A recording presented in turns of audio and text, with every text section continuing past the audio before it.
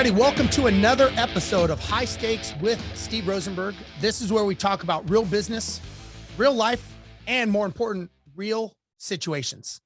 Now, the guy that I have today, I have to say, is probably the first person I've met that is more, I don't want to say, well, he's definitely more connected than me, but just more of a social, I guess social butterfly is the way I would say it, but very successful at what he does. And I just love his story. He has a book. We can talk about his book, but more importantly, today what I want to do is I want to talk about him. I want to talk about what drives someone like him to make these connections. Are they for personal gain? Are they to battle off something as a kid that no one liked? Or what was the reason that got him to where he is and to keep moving every day? We have a shared passion of both riding motorcycles.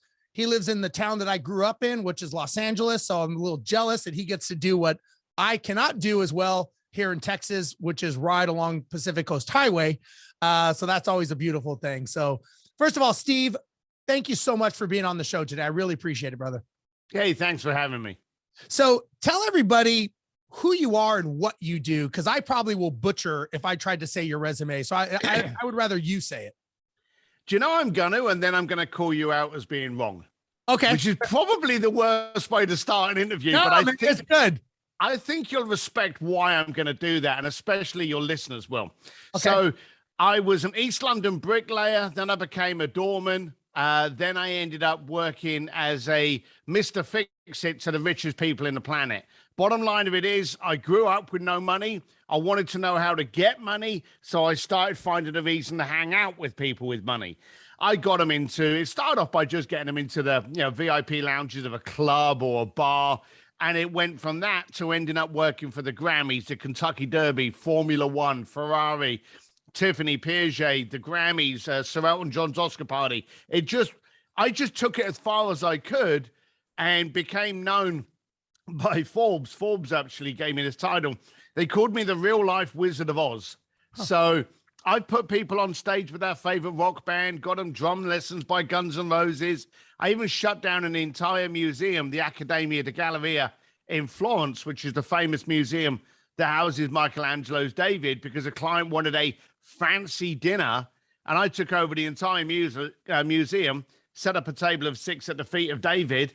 And then for shits and giggles, I had Andrea Bocelli come in and serenade him while he was eating his pasta. So that's what I did. And then 5 years ago, I wrote the book Bluefishing, The Art of Making Things Happen. Now I coach, teach, train how people can do that for themselves. All right, I'm waiting to hear where I'm wrong. Good. I'm not a social butterfly. You see, the first thing Really? Yeah, absolutely. Look, all bikers have one shared commonality. Everyone thinks that bikers love riding bikes because the wind's in their hair, not me and you, but the wind's in their hair. They get to smell and they get all of that. But I think the number one reason bikers love bikers is because they spend time alone. It's the only place in the planet. You can't even do this shit on a plane anymore where you completely disconnect. No one can suddenly text you and say, hey, can you pick up my laundry? Can you drive by and pick up the dog? Oh, can you grab some coffees on your way home? You can't do any of that stuff. Right. For an hour, you completely disconnect from the planet. And as business owners, we need that moment. Now, I'm actually, and this is going to sound strange since you've just set me up like it, I'm an introvert. Okay. I don't like going out. I live up in the hills. I don't have a car. I ride motorcycles. I couldn't have a dinner party for 20 people here in Los Angeles if you paid me, because I don't know 20 people in Los Angeles. All right. I gotta, okay. Let me break this down here for a second. So I 100% agree with you on the motorcycle riding, because it is so cathartic when you're on a bike. And I've ridden solo from Texas to Sturgis and back, and I put on a lot of miles in my life on 2 wheels, and I love it. And you know what I tell people, and you can appreciate this. I say, when you're in a car driving, it's like watching a movie. When you're on a motorcycle, you're in the movie.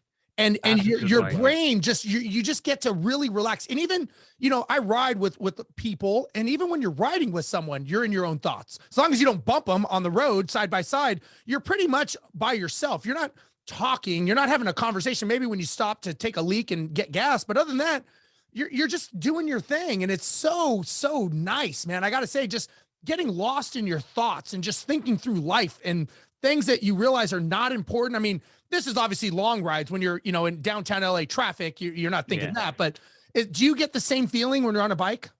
Oh, 100%. You're gone. It's like, I don't want to get spiritual, but it is that moment of you. In fact, sometimes those conversations can be quite deep with yourself. I've gone on rides when I'm working on a project.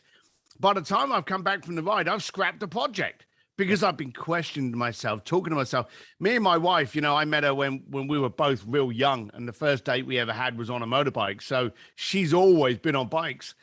We're very spoiled. Okay. I've got 18 motorcycles ranging from like 19. My oldest one, I think, is 1962, ranging up to like race bikes. So I've got lots of different bikes. I made sure I've got all the top notch, but the only thing I've never purchased is a communication system.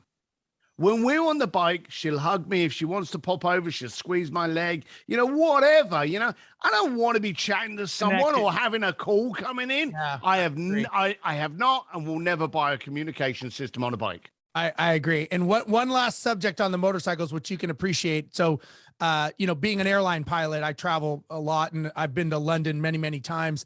One of the best Harley shops I've been to was Wars. Is it Wars?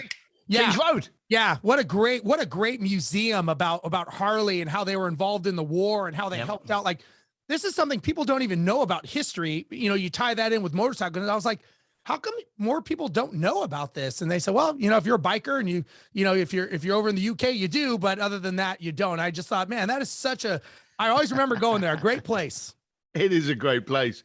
But to get to your introvert thing again, I want to make sure that everyone's out there. There's a lot of people that think, well, you get to do what you do because you're so much this and you're so out there. And the bigger you said about speaking, we all speak. Do you get a little bit nervous just before you speak? And then do you try to get off that stage quick so you're not getting all the photographs? Are you like that? No, I'm kind of a camera whore, to be honest with you. I've got to admit, I don't. When I'm about to go on stage, I'm all kind of like, jittery, which is good. Nerves are a good thing. Keeps you alive. Yeah. So you get on. But when I've spoken, I'm like, hey, thank you very much. And I've disappeared. I need to go and get 5 minutes hiding somewhere in order to compose myself. Because here's the thing about introverts. We move with purpose. Mm-hmm. Now, extroverts, hey, until the light goes off, I'm going to stay there singing. Yeah. But introverts are kind of like, hey, what's the point of me being on this stage? What's the point of me having that connection? What's the point of me entering into that relationship? And that's me. Now, I may be, and I joke about this, I class myself as a selective extrovert. When I need to be the life at a party, hey, I'll tell you a few good jokes and, sing a good tune, but I'm doing it for a purpose. And so any introvert out there going, well, I can't do that. No. You already know you move with purpose. Just select what purpose you're moving towards. Yeah, I think that's a great way to put it. And I don't know if you know this. I think you and I are of age that we remember Johnny Carson from The Tonight Show. Yeah. He was an extreme introvert. And he said that every night he put on the suit of Johnny Carson, zipped it up, and he went out there and he was that guy. As soon as he was done, he would take that suit off, hang it up, and then he was the Johnny Carson that he was on, the rest of the day. Mm-hmm. Let me ask you this. Is what you do connecting in your mind, is it a job? Is it just a job, just like any job that other people have, and this is how you punch the clock proverbially? No, it's my chosen path of growth. You see, let's back up a little bit. Okay. Growing up with no money, I wanted to meet people with money and quite simply go, hey, how come you've got money and I haven't? Right. And I'm 240 pounds of ugly. Asking that kind of question to a very successful person, it can put them on their back foot. So I had to learn how to change and tweak that question. But this was pre-podcast. This was before Instagram was there to prove how inadequate my life was. I just knew deep down inside, I've got the drive, I've got the push. I'm willing to do anything, fight anyone, do anything that's necessary. But why don't I have it? So it was literally just my way of getting the answers I needed to better my life. And that's the only reason I did what I did. Now, I think today, relationships are everything. I think tomorrow, they're going to be more than everything. And I think in a few years' time, if you don't have them, you're fucked. Yeah, So I agree.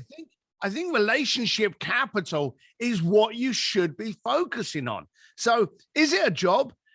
Look, I do it because I know the benefit I get out of it. The trouble with calling something a job is it's straight away a mundane obligation.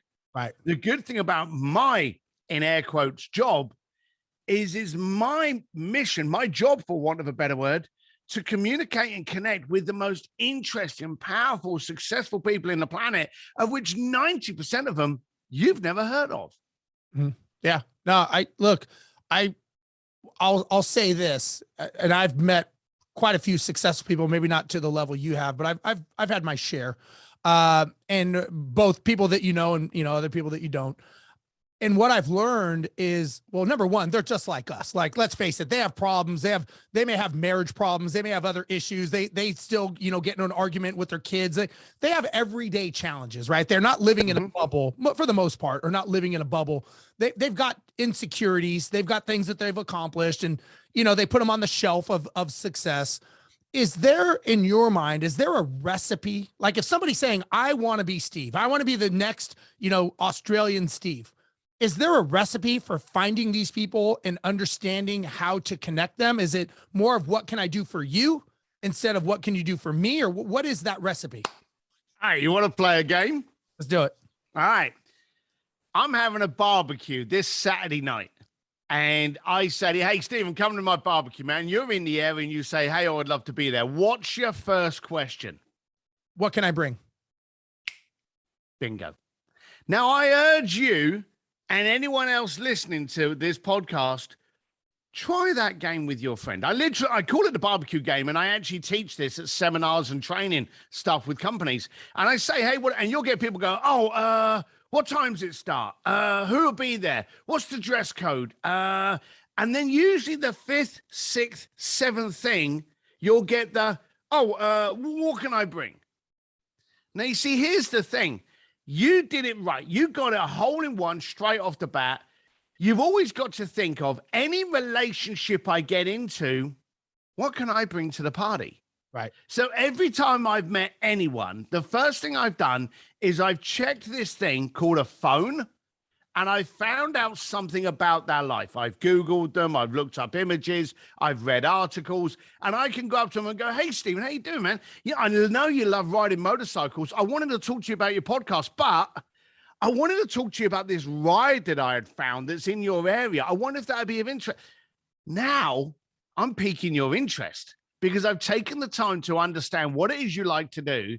And I may now be giving you something that you never knew about, or introducing you to a friend in your area who's a great biker or something, just a good, solid person. I'm bringing something to the party. Now, backtrack. When I was growing up and I was the doorman, I would get you into the nightclub, get you into the private party, only so that I could then go over and go, hey, Stephen, did you enjoy the party last night? Yeah, I did. Now I've got capital. Now I've got equity in that relationship. And now, subconsciously, I've given, it's now my time to receive. Now, that may sound very selfish, but if you're looking to make a connection of anyone in your area, it could be the head of the PTA, it could be the head of the homeowners association, it could be a businessman you want to talk to, it could be a girl at a bar you want to chat to. Do your research and then go up and offer something of benefit to them to show that you've taken the time to give first. That's how I've made every single one of my relationships. There's an old saying about getting your foot in the door, Anyone can get that foot in the door now. The talent is to be so important that they close the door after you and keep you in the room. That's the key. I like that. So I'm gonna ask you a quiz question, and I want to see if you got the answer. So what you just discussed is what's called the law of reciprocity, right? I do for you, you do for me. Do you know who or what group actually perfected the law of reciprocity to a tune of billions of dollars? I do not. The Hare Krishnas in the airports. They would give you a flower. That's and right. they would say, please take this flower as a gift. You take the flower and say, oh, great. By the way, we're taking donations. You give them $1, right? What did everyone do with that flower when they walked away? Threw it away. Yeah. They knew this. They would go back and on average, they would reuse that same flower 24 times before it was unusable. They got so good at the law of reciprocity that's why they got kicked out of all the airports, because they became the most powerful religion financially in the world because they got so good at understanding that. Did you know that it like Costco, Sam's Club, when they give you those samples, there's an average of a 500% return on that market, on that sampling, because of the law of reciprocity. Same thing. Yep, it's the exact same thing. I knew about it from there. And it's psychologically, you give someone something and you immediately feel indebted to it. So yeah, it works. It works. So now you can use that in your conversations. Thank you very much. So let me ask you, do you, as a person, right? I mean, financially, you're good. I'm sure you make a lot of money. I'm sure you're happy. You could probably be okay staying steady. But are you always trying, I think, to be better? Like, are you trying to get to the next level? You went to the moon. Are you trying to get to Mars now? Or what is your MO of what you're trying to do and accomplish? Yeah, and here's a funny thing to say. I'm never good. Financially, if you want to put me in certain boxes, yes, my mortgage is fine. Yes, my life's good. I could stop now and I will be fine. But the second you stop, you become stagnant, stink, and you die. I don't want to be that person. I always want to challenge myself. I love having conversations because there's growth in it. I've learned something from this podcast. The next time I do a training session, I'm actually going to give credit from that conversation that we had and how I learned this fact. You see, there's constant growth. There was a friend of mine, well, not was, he still is, Joe Polish. Okay, I don't know if you've come across him from the Genius Network.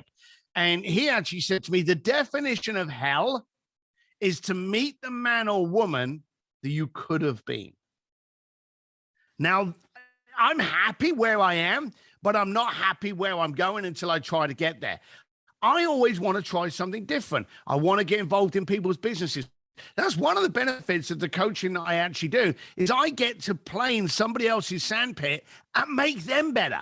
I get to help with their challenges. So I like doing this. I want to grow. I want to expand. I want to taste. I want to fail and find out what I could have done better. So financially, yes, could stop. Mentally, can never stop. I always want to see what's going on.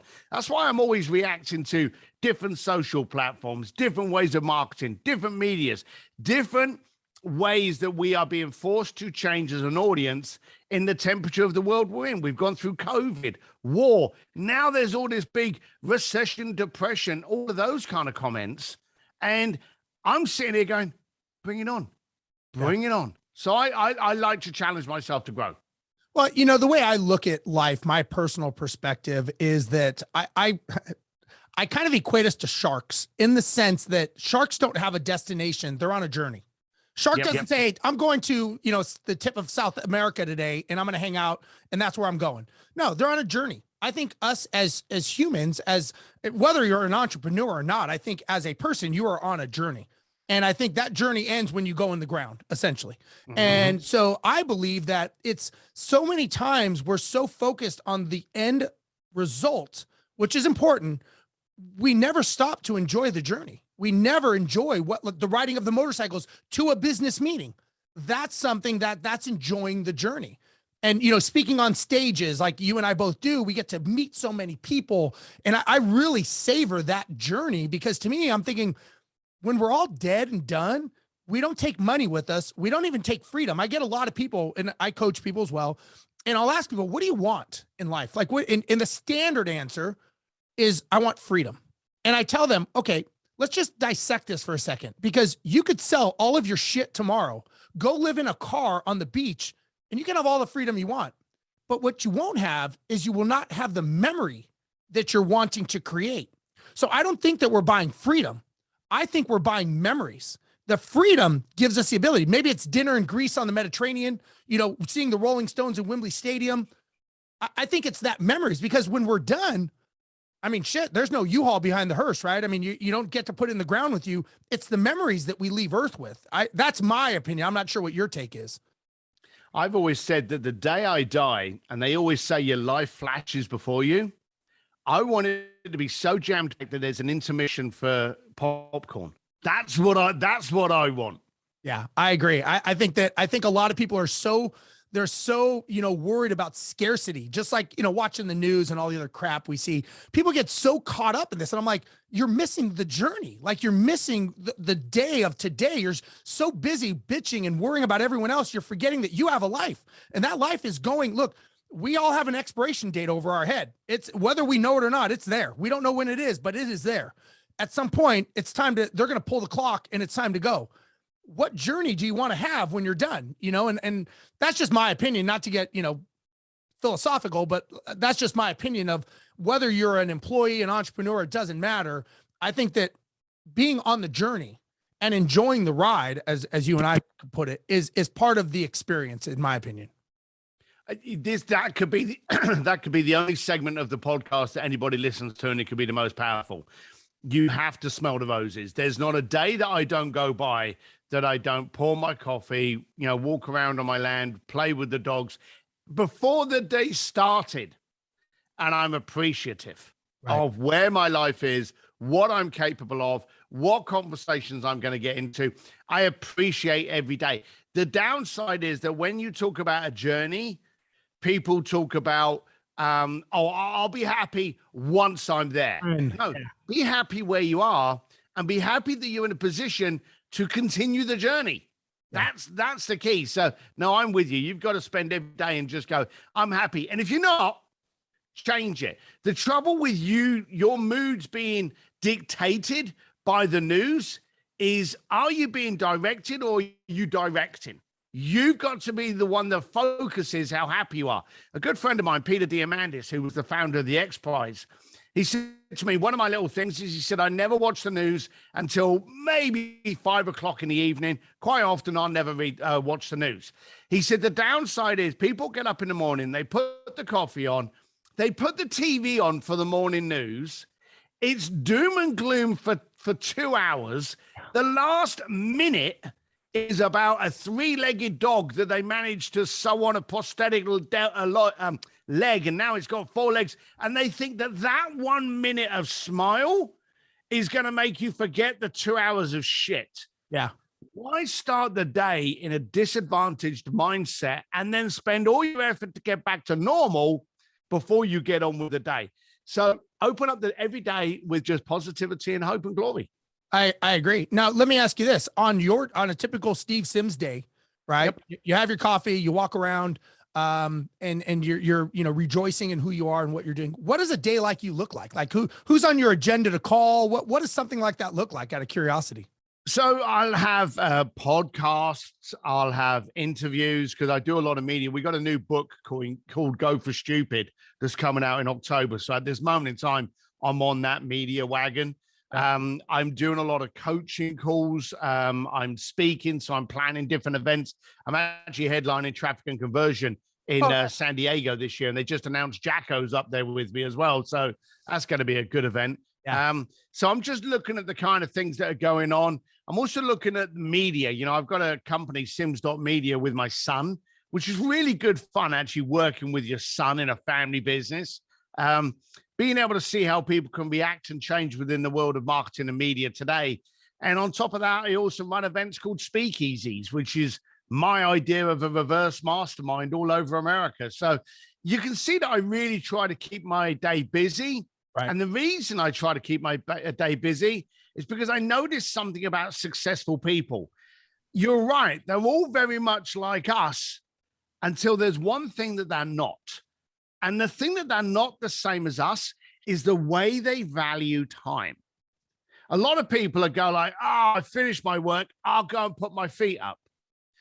Successful people are, okay, I've got an hour, what impact can I create in that hour? Mhm. And that's what they'll do. They'll actually focus on not the time that they've got, because they know they can make more money, but they also know they can't make more time. Yeah. So they focus on making sure that every hour they got. And did you know, here's a strange little thing. There were over 5 million new millionaires registered during COVID. Wow. Did you know that? That was a not. BBC survey that they actually did, that they noticed over 5 million new millionaires had got to that status during the worst time of our life. And why is that? Because during that period, people had two choices. Hey, what can I binge watch on Netflix? Or what can I do to benefit my life? Cleaning up my business, doing an online business, starting to do more virtual stuff, starting to focus on my brand, starting to invent things. Whatever it was, they looked at how it helped them. Now, me and you, when we travel and we speak on stage, we lose 2 days. Yeah. You know, because you got to fly in, you got to get ready, you haven't got your shit around you. Yep. You get up in the morning, you have breakfast, you're preparing for the speech, you do the speech, there's usually an after party, a VIP. You've lost 2 days. So the good point about COVID was I got all those hours back. Right. I have never had a 24-hour day of my direction. I had so much more time to be able to develop, focus, tweak, tune, make mistakes, do it again. The COVID was phenomenal for the amount of hours it gave me. And all those people out there, I pity them, that have now proudly said that they binge watched 20 series on Netflix. Good for you. Yeah. A round of applause. They saved $200 a week because they didn't go out to dinner. You're like, you're looking at this all wrong. And Rejoice. I agree, man. I've learned, you know, the like you, being around successful people. You know, I remember one of my first mentors, he had 11 businesses and I was trying to run mine. And I was like, you know, having lunch with him, and he worked Tuesday, Thursday, and half day Friday. And I'm like, how do you do it? I'm like, I don't understand. Like, he said, you know what the answer is? And I said, I would love to hear what this magical word is that you do. He said, I say no way more than I say yes. He goes, as a matter of fact, the first words out of my mouth when someone asks me is no. Now, he said, it's not the no that you're thinking. It could be, no, I'm not doing it, but someone else can. But he said, and I said, well, that's easy for you to say because you're this multimillionaire with 11 businesses. And he said, you know what, Steve? He said, I never got here until I started saying no. He said, that's the fear in your mind. You feel that you are more needed than you really are. Your ego and your pride is what's causing you to not be successful because you think you're more important than you really are. And that was like, wow. And he said, that's why your phone is ringing 15 times at lunch and mine is not ring once. And I thought, wow, that's a very interesting way to look. And he was 100% right because he had 24 hours. I have 24 hours. What's he doing different to enjoy his more? He's saying no. He's managing it. Well, first of all, he's recognizing it. Yeah. And also, so many people look at the reaction as the actual play. Give you an example. A lot of people, they want to lose weight and they buy the diet book and they think the diet book is going to be the thing that makes them lose weight without realizing it's the action of that diet book. And losing weight is a reaction. You want to make more money? Don't look at your bank account. Do something, and the reaction will be you will make more money. That guy became a millionaire. That guy became successful on how he managed time by, first of all, focusing on what he needed to do to make that a reaction. And that's where so many people go wrong. They look at the wrong end of the field. Yeah, 100%. Let me ask you this. What kind of triggers do you have in your life, right? When you see someone and you're like, want to meet that person? Not so sure. Like, what are some of the triggers that go, okay, there's value here. I can add value to them. They can add value to me. And I'm guessing you, like I know other people similar to yourself, they're looking maybe like a chess match. They're looking 5-8 moves down the road to go, I don't see anything here for me. I'm going to connect them. And I see about 9 steps later, I see maybe something with it, maybe not, I don't know. What are those triggers for you that say that person's interesting, I want to meet them? Well, the first thing, how old are you? Because I think we're roughly, right, so I'm 55. Okay. The beautiful thing is we know that we're on the latter part of the movie now. Yeah. Okay. So my tolerance level is really low now. So when I meet someone and I'm getting these kind of gut reactions, this is a person that's, trying to get my attention, but is empty. There's so much BS going on. I'll kill that conversation quick. Right. Okay. I'll move it. I'm very, very harsh about where I spend my time because I know I'm not going to be able to get some more of it back the following day. Okay. Sure. So that's the first thing that happens to me. So what I look for in order to trigger me is clarity. And I'm either looking for clarity or I'm looking for lack of clarity. And let me explain. If I meet someone like Elon Musk, who's doing this, this, this, and this, and I know what he's doing, I can see it. I can see what you're doing. Who can help his cause get to the end goal? And that's when I'll get involved in that conversation.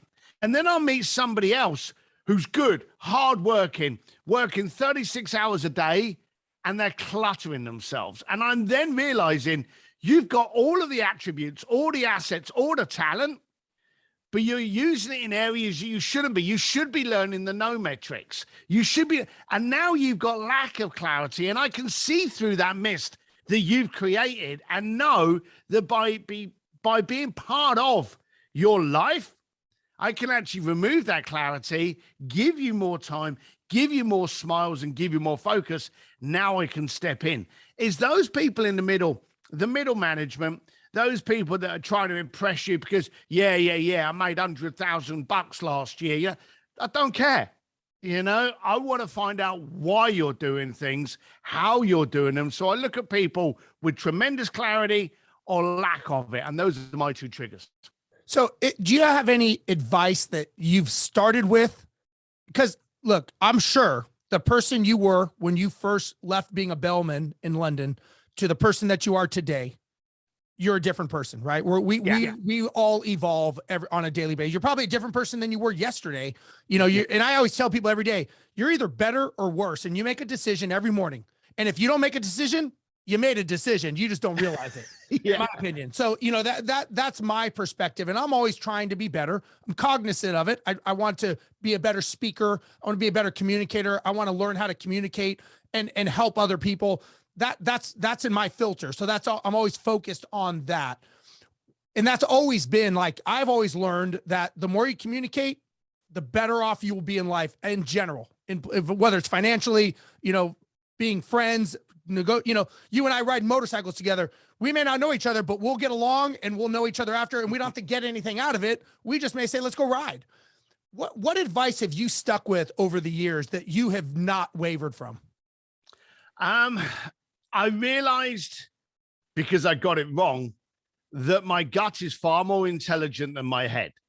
Okay. And the downside is nowadays, and it's got worse, especially with COVID and especially with the growth of social platforms, is that we look at things and we check mark them with our eyeballs. Well, he's wearing a nice suit. Well, she's got a fancy watch on. Well, he's leaning up against a car. Well, they're on a private jet. They must be successful. All of those items are rentable by the minute. Okay. But our eyes are justifying it and going, yeah. Now I've met people that have got all the trinkets of success, but something's kind of like going funny in my stomach. And I've gone, shut up, stomach. This person's got everything I need. I'm going to get into business with them. And I end up losing money and time. Okay. Money, that's an education. Time, that's going to piss me off. So I've now realized that if I'm talking to someone and I'm getting those little things in my stomach, something's not right. Trust your gut reactions. As animals that we are, the fight or flight reflex in us is strong. Learn to trust it. And when you get that little kind of, something's not clicking, walk away. You can always go back if you wish, but just walk away. So that's been something that's been very paramount in me to actually start trusting that. So I've got a couple more questions and I want to be respectful of your time.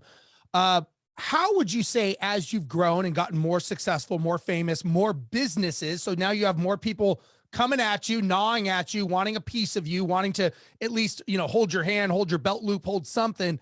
How do you block distractions? A distraction is a distraction.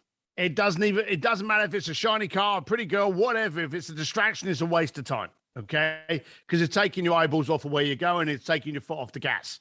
So anything that I get involved in, I'm selfish. I'm incredibly selfish as a person. I always turn around and go, okay, how can this relationship benefit me? How can this help me? And that's where I really fine tune it down. The person that wants to talk to me and has got all this enthusiasm, what impact can you help me with in my life? And if there is a tick box that then I'm going to welcome you in. But again, it comes down to the no. There's a lot of people that as you start getting, and I hate this word, but more famous, more well-known, higher profile, you start getting people coming to you. Right. You've got to learn the word no more than you did before that time. Hey, I love where your enthusiasm's coming from, but I don't need you in my role at the moment. I wish you all the best. Maybe, and I'll say, hey, maybe go and try that person. I know an entrepreneur that's just starting up. Maybe you should partner with that person. But just like your friend said, I will send them off in different directions, but I'm very selfish. Can this person in front of me aid, assist, benefit what I'm working on? Yes or no? And if it's a yes, come into the family. If it's a no, thank you very much. I don't need that at the moment.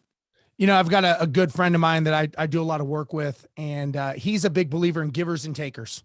That's what he says. Are they a giver or a taker? And, yep. Everybody starts off as on a top tier, and then you start seeing where they are. Are they asking?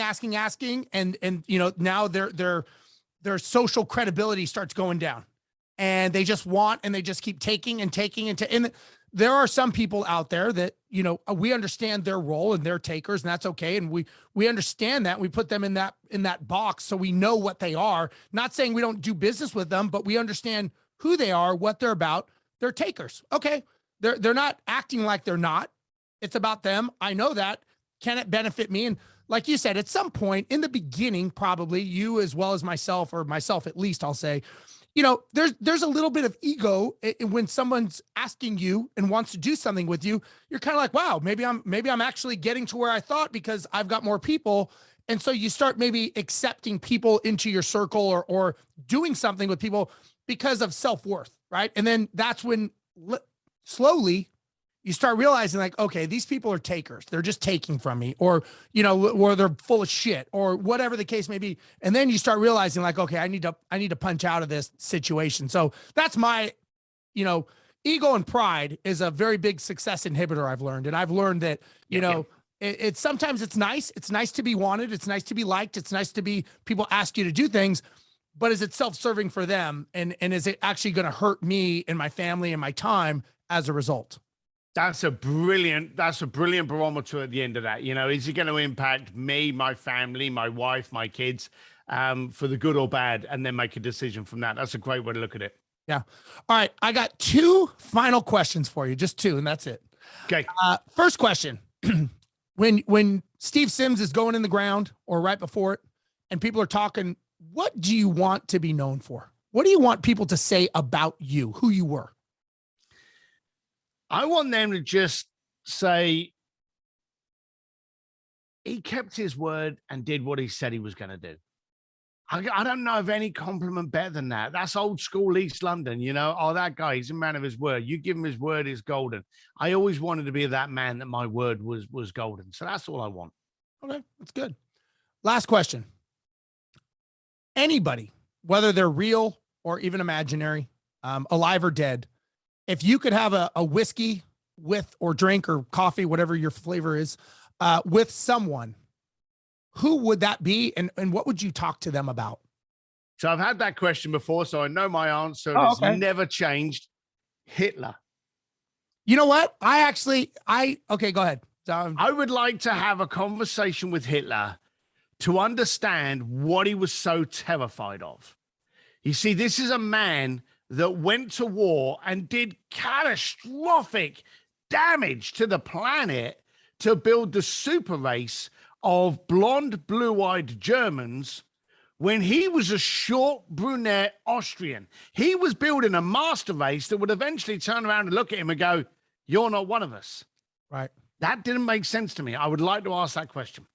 That's a great point. I've had other people talk about it, and I would agree with the statement that with the other people. That's a great point of he was a great mover of people. Whether look, he had a bad, like what he did was fucked up. I get that, being Jewish, I get that. But I would say that, you got to imagine this guy was able to move people from depths and despair to believing in something and believing in a movement. Cause that's, whether there's a motorcycle gang or a gang or anything, people want to believe in a movement. They want to be a part of something. And he understood that. Get it. It wasn't for the best reason, but he understood that and he got people to be a part of something. And if you can actually capture that quintessential part, you can, and use it for good, you can be very successful, at least in my opinion. Yeah, no, he was one of the best one of the best speakers out there. He knew how to drive a statement, how to fill it with core and passion. And you're right, to get people to move.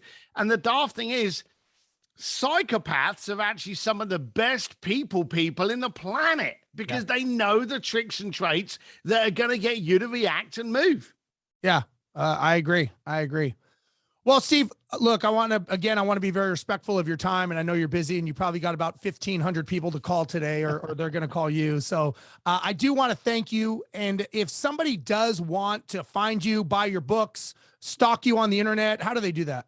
I'm very easy. I'm Steve D. Sims, D for dashing, only one M in Sims, Steve D. Sims, any way you consume your media. So if you want to visit me at my website, stevedsims.com, you can find out about bluefishing, the art of making things happen, or just if you're on Twitter, Instagram, wherever, just throw in Steve D. Sims, and that's me. Awesome. Well, Steve, thank you so much for your time. I really respect you. I've learned a lot about you and I've heard a lot about you. So I'm glad we finally got to meet. I'm sure when I'm in LA next time, I'm going to give you a call and we'll jump on some two wheels and head out for a little bit. So again, thank you for your time. For those of you watching, thank you for watching, listening, being a part of the High Stakes with Steve Rozenberg.